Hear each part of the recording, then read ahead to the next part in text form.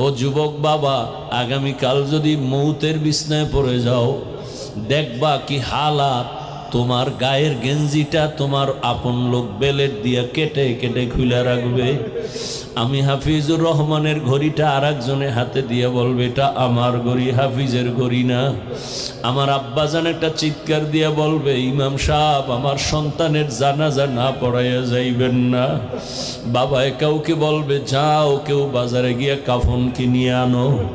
আর এক দলকে বলবে, যা বাঁশবাগানে গিয়ে কবর খনন কর। আর এক দলকে বলবে, তাড়াতাড়ি গরম পানি কর, চিরবিদায়ের গোসল গরম পানি কর। তোমাকে আমাকে ঘর থেকে সবাই টেনে টেনে নামাইয়া ওই গোসলখানায় মশারি টানায় দিবে, গরম পানি দিয়ে গোসল করাইয়া সাদা কাফন পরাইয়া মসজিদের খাটের মধ্যে তোমার আমার দেহটাকে উঠাইয়া যখন জানাজার দিকে নিবে, আম্মাজান জানালা দিয়া তাকায় বলবে, আমার বাবারে কই নাও, জীবনের শেষবারের মতো একটু চেহারাটা দেখাইয়া যাও। আমি আমার বাবার চেহারাটা একবার শেষবারে দেখে নেই। ও আল্লাহর বান্দারা, জানাজা পড়ায় যখন কবরের দেশে নিয়ে যাবে, এমন এক বাঁশবাগান যেখানে দিনেও যাইতে বড় ভয় লাগে, সবাই ওখানে পাড়াইয়া পাড়াইয়া মাটি দিয়া কেউ নাই।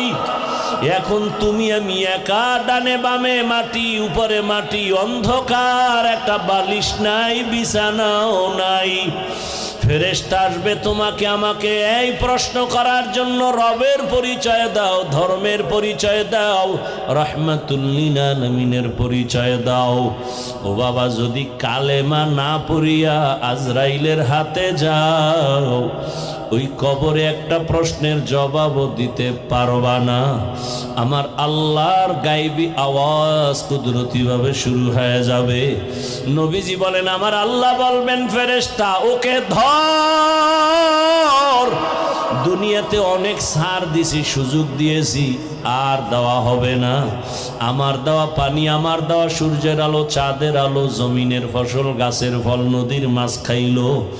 আলেম ওলামারা পায়ে ধরে ধরে নামাজের বয়ান করলো, শুনলো না, মানলো না। এমন নাফরমান যে নিজেও নামাজ পড়ে না, অন্যে পড়ে তাও পছন্দ করে না। নিজেও হালাল খায় না, অন্যে খায় তাও পছন্দ করে না। নিজেও দাড়ি রাখে না, অন্যে দাড়ি রাখলে তাও পছন্দ করে না।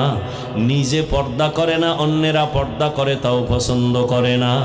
নবী বলেন, আমার আল্লাহর কুদরতি গায়বী আওয়াজ আসতে থাকবে।